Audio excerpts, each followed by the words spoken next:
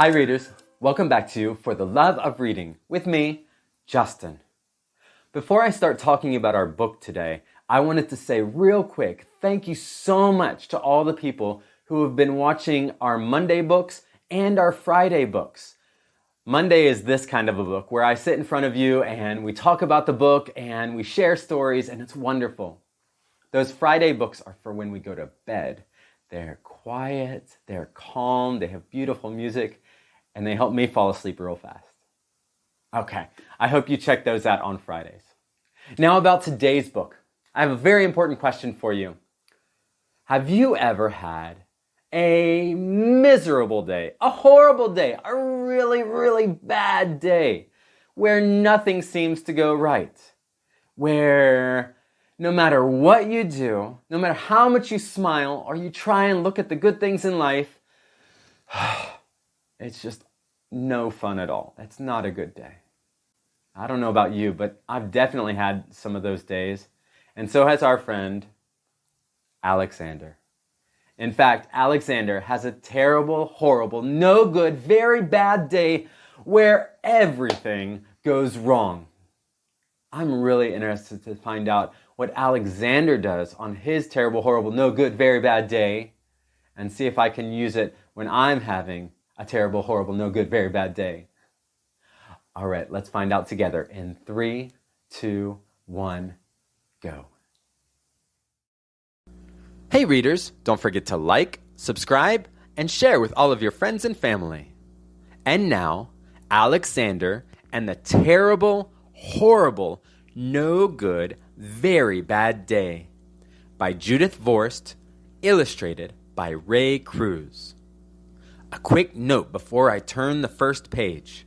I'm going to say a terrible, horrible, no good, very bad day over and over and over again. I hope whenever you hear those words, you'll read them with me. All right, let's go. I went to sleep with gum in my mouth, and now there's gum in my hair. And when I got out of bed this morning, I tripped on the skateboard, and by mistake, I dropped my sweater in the sink while the water was running, and I could tell it was going to be a terrible, horrible, no good, very bad day.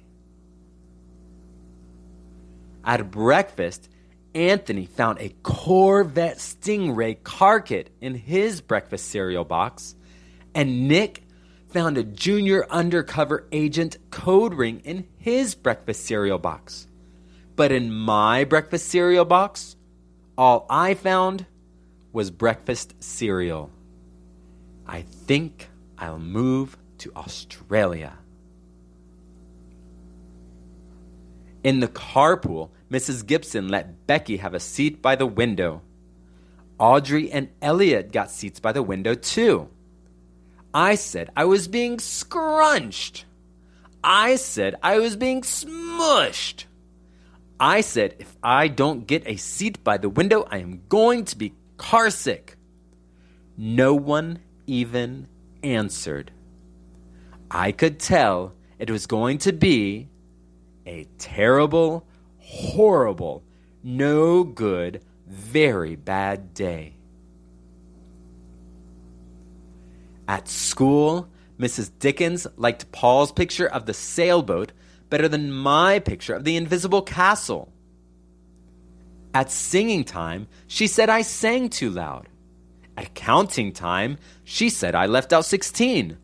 Who needs 16? I could tell it was going to be a terrible, horrible, no good, very bad day. I could tell because Paul said I wasn't his best friend anymore. He said that Philip Parker was his best friend and that Albert Moyo was his next best friend and that I was only his third best friend. I hope you sit on a tack, I said to Paul. I hope the next time you get a double-decker strawberry ice cream cone, the ice cream part falls off the cone part and lands in Australia.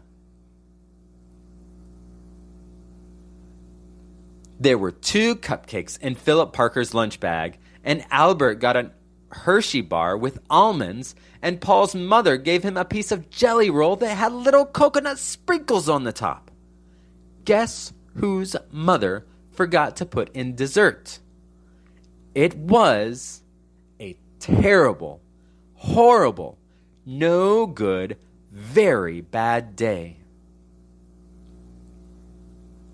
That's what it was, because after school, my mom took us all to the dentist, and Dr. Fields found a cavity just in me. "Come back next week and I'll fix it," said Dr. Fields. "Next week," I said, "I'm going to Australia."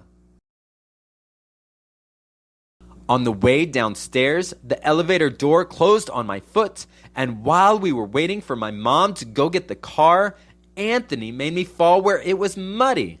And then when I started crying because of the mud, Nick said I was a crybaby.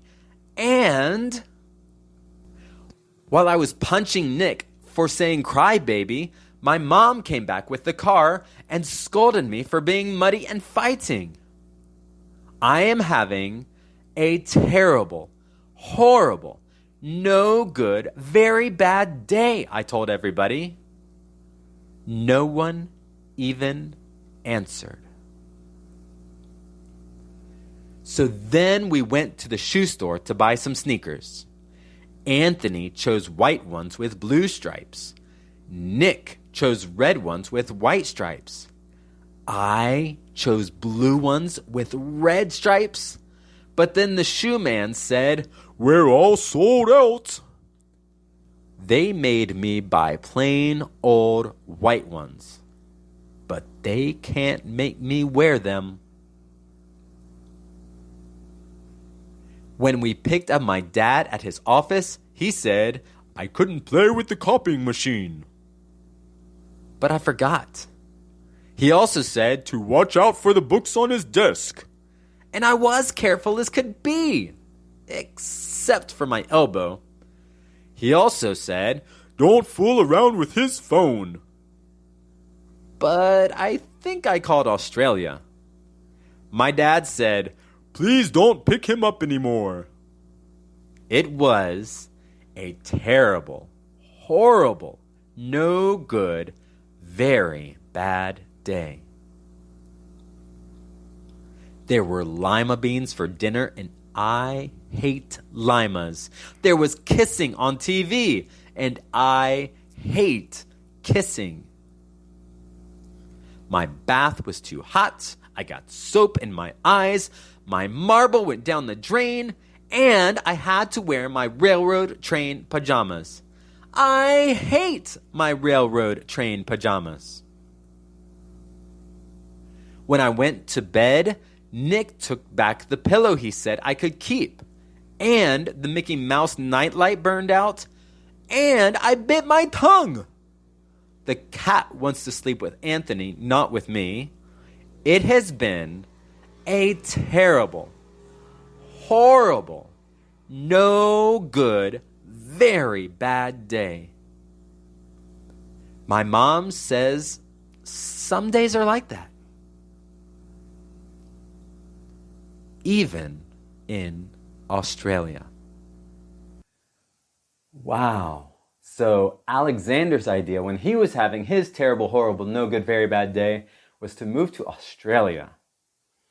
I wonder if that idea would work. I don't know.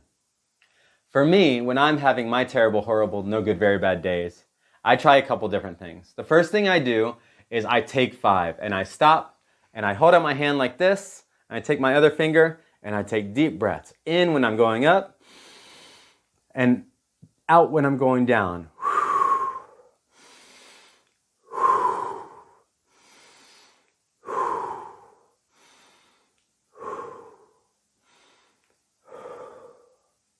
And even right then, when I'm not having a horrible day, that even made me feel better.